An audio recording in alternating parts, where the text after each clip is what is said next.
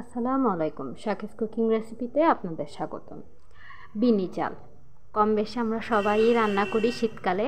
আজকে আমি আপনাদের দেখাবো রস দিয়ে কিভাবে আমরা বিনি চাল খাই। এটা আমার হাজব্যান্ডের খুব প্রিয়। এটা আজকে আমি করেছি, সেজন্য আপনাদের সাথে শেয়ার করতেছি যে আপনারা যারা বাসায় এটা করতে চান, বিনি চাল দিয়ে রসের ভিতর ডিম খেতে চান, তারা চাইলে এই রেসিপিটা ফলো করতে পারেন। প্রথমে আমি এখানে প্রায় 2 কাপ থেকে হালকা একটু বেশি পরিমাণে চাল নিয়েছি। এটা আমি প্রথমে ভালো করে ধুয়ে নিয়েছি। ধুয়ে নেওয়ার পরে এখানে আমি 2 কাপ মতো পানি অ্যাড করতেছি।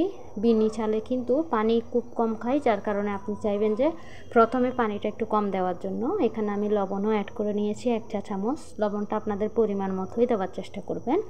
আর এখানে আমি নারকেল দিয়েছি, তেজপাতা আর এলাচ আর দারুচিনি। সম্পূর্ণ সবটাই মিক্স করার পরে আমি এখানে হালকা তেল দিয়ে দিব, সয়াবিন তেল। সয়াবিন তেলটা দেওয়ার কারণ হচ্ছে যাতে পাতিলের নিচে, অর্থাৎ আপনি যে হাঁড়িতে চালটা বসাবেন ওই হাঁড়িতে যেন নিচ দিয়ে চালটা একদম লেগে না যায় অথবা পুড়ে না যায়, যার কারণে এই তেলটা দেওয়া। সম্পূর্ণ সবটাই মিক্সার করে আমি চুলায় এটা বসিয়ে দিয়েছি। এটা অল্প আছে করব, কারণ বেশি হলে এটা যেহেতু আমি পানি কম দিয়েছি, কিছুক্ষণ পর নেড়েও দিব, সেজন্য মোটামুটি সিদ্ধ হয়ে যাওয়ার মতো। পরবর্তীতে নেড়ে দিয়ে আমি একদম আঁচ ছোটো করে দিয়ে এটা রেখে দিয়েছি। আমি এখন আপনাদের দেখাচ্ছি যখন চালটা আসলে পারফেক্টভাবে হয়ে গেছে।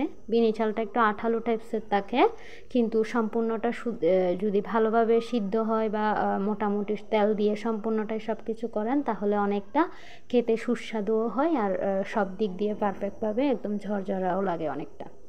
এটা আমি এখন সার্ভিং করতেছি। আরেকটা কথা, এখানে আমি রসের ভিতর যে ডিমটা দিয়েছি সেটা মূলত হালকা একটু রস নিয়ে সেটা সিদ্ধ করছি। সিদ্ধ করার পর এটা যখন একদম ফুটন্ত ব্লক উঠতেছে, ওই পর্যায়ে আমি ডিমটা ছেড়ে দিয়ে এটা নেড়ে নিয়েছি। আপনারা চাইলে ওইভাবেও খেতে পারেন। আর এরকম যদি আপনাদের ভালো লেগে থাকে অবশ্যই লাইক, কমেন্ট অ্যান্ড শেয়ার করবেন, আর বাসায় করে দেখবেন। আসসালামু আলাইকুম।